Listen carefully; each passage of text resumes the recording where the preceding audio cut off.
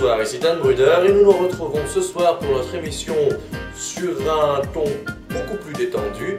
Et nous retrouvons aujourd'hui les réalisateurs de The Last War, une incroyable épopée de guerre un petit peu épique sur le thème de la guerre entre les sources et les humains. Alors j'ai avec moi les deux réalisateurs, donc Grégours et Clémutz. Donc Grégours et Clémutz, tout d'abord bonsoir, et j'aurais une question, pourquoi les sources? Oh, bienvenue sur le plateau du tournage de The Last War. The Last War, série événement. Série événement et film événement avant tout. Ouais, film événement. Avant tout. Voilà, un futur blockbuster. Et alors pourquoi les ours hein, c'est un peu une passion qui remonte à 7 ans, hein, c'est ça 7 ans de ça, hein, 7 ans de ça. Et c'est c'est vrai que bon, ça a commencé avec une chanson, I Want to be a bear. I Want to be a bear, grand tube. Grand tube, on voulait faire I Want to be a bear. Ils avaient des tracks. Voilà, on l'entend je pense à ce moment-là. Voilà, one two, voilà. Elle passe en tournage pour nous motiver, en fait on passe cette chanson régulièrement. Voilà, régulièrement, avec nos frères les ours, là, on voit un peu les cuisses parce que tout le monde croit que c'est des vrais ours, mais non, en fait c'est des masques. On sait que c'est quand même bien fait. Hein. C'est vrai que bon... Beaucoup de fans se sont posé la question. Voilà, des masques à quand même 800 € pièce. Hein ah, fait main, hein. Fait main, c'est tout fait main, c'est des poils de vrais ours qui ont été abattus. Ouais. Oui, des ours ont été abattus pour le tournage. Bon, faut bien vivre, faut bien vivre. Mais ils ont une dédicace dans le générique. Et on avait fait une chanson aussi qui s'appelait The Last War. The Last War, ça se passe en fait le contexte, c'est tout simplement la guerre des ours. Et en fait, on était perdus face à la mort. D'accord. Mais selon vous, quels sont les ingrédients pour faire un bon film? Et pour faire un bon film, en fait, faut quoi? Faut de l'action, faut de l'amour, de l'amitié et de la bonne musique. De la bonne musique. Alors, pour répondre à la bonne musique, Double J a été le premier choix, hein. Franck Passeuré, je crois que premier choix c'était Double J, hein. Finalement. La composition, des reprises de musique, mais en même temps des compositions originales, du chant haute qualité. D'ailleurs, là, ça sort de l'écran comme ça, qualité tellement elle est haute. On y voit plus de temps. Voilà. Là, j'ai une question, et d'ailleurs qui revient chez les auditeurs et les auditrices. Avez-vous des projets après The Last War? Avez-vous des films à réaliser avec peut-être de grands réalisateurs?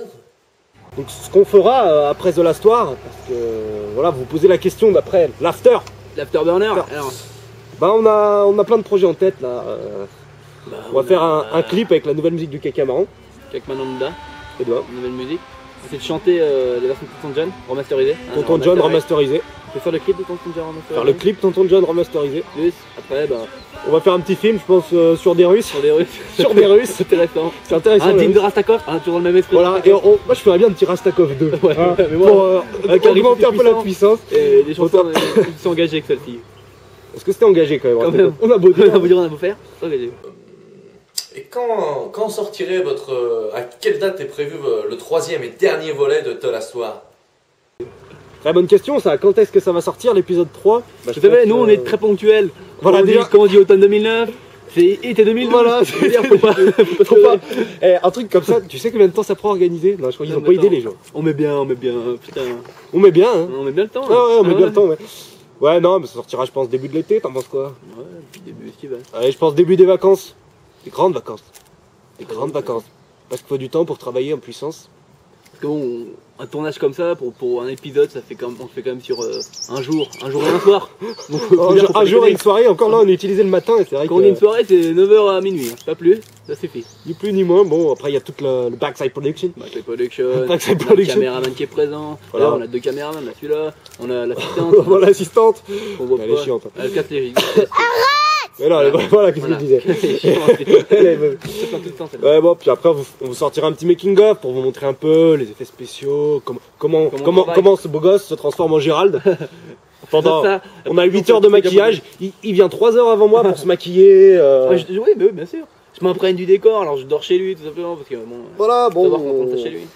On a un studio en papier mâché et en carton qu'on met en place, et voilà, bon là. Mais quelles sont vos motivations pour réaliser de tels blockbusters? C'est ça pour l'argent. Tout simplement l'argent, hein, c'est ce qui attire tout le monde, je crois que... Et nous aussi, les milliards. Les milliards. Milliards de dollars. Milliards de dollars. Parce qu'on n'accepte pas les euros chez Double J. C'est pas comme ça que ça marche dans la maison, hein. Allez, au plaisir.